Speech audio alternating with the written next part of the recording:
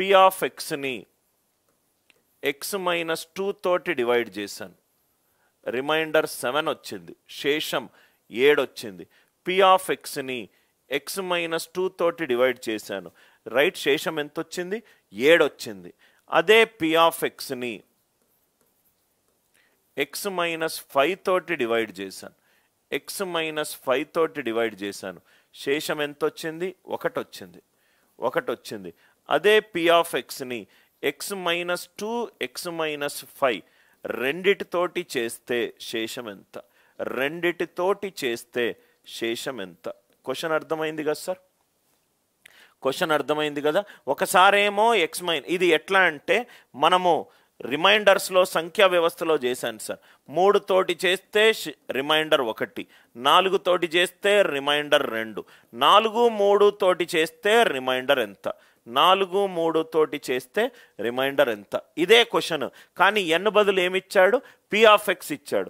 ఒక నంబర్ని 3 తోటి డివైడ్ చేస్తే శేషం 1, ఒక నంబర్ని 4 తోటి డివైడ్ చేస్తే శేషం 2, 3 4 తోటి డివైడ్ చేస్తే శేషం ఎంత? ఎక్స్ మైనస్ 2 తోటి చేస్తే శేషం 7, ఎక్స్ మైనస్ 5 తోటి చేస్తే శేషం 1, ఎక్స్ మైనస్ 2 ఎక్స్ మైనస్ 5 తోటి చేస్తే శేషం ఎంత? ఎక్స్ బదులు చాలా 2 పెట్టుకుంటే 7, p of 2 equivalent to 7. X బదులు 5 పెట్టుకుంటే 1. ఈ లాజిక్ అందరికీ అర్థమైంది కదా sir? So p of x equivalent to x minus 2 into x minus 5 into q of x into q of x plus px plus q. ఎందుకు పిఎక్స్ ప్లస్ క్యూ వచ్చింది? Degree 0 ఉండాలి, లేకుంటే డిగ్రీ 1 ఉండాలి.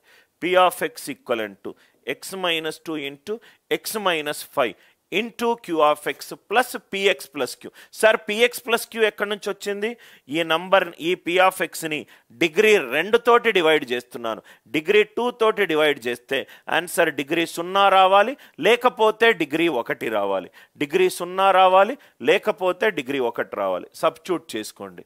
పి ఆఫ్ 2 ఈక్వలెంట్ టు ఏమొస్తుంది answer? 2p plus q, 2p plus q. P of 2 ఎంత? 7. P of 5 equivalent to, p of 5 equivalent to 5p plus q equivalent to ఎంత? 1. So ఈ రెండింటినీ subtract చేస్తే 3p equivalent to -6. P value ఎంత? -2.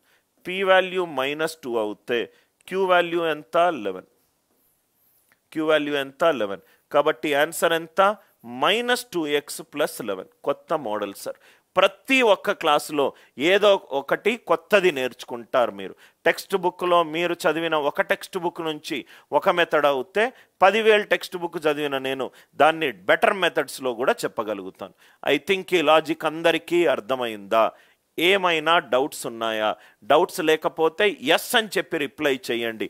Doubts ఉంటే ఎక్కడ డౌటో అడగండి, ఎక్కడ డౌటో అడగండి. అందరికీ క్లియరా సార్? రైట్, ఇది చాలా ఇంపార్టెంట్ మోడల్. డిగ్రీ 2 తోటి డివైడ్ చేస్తే ఆన్సర్ డిగ్రీ 0 అయినా రావాలి, డిగ్రీ 1 అయినా రావాలి. కాబట్టి జనరిక్ ఫామ్ ఎంత? Px plus q. అందరికీ లాజిక్ క్లియర్ కదా సార్?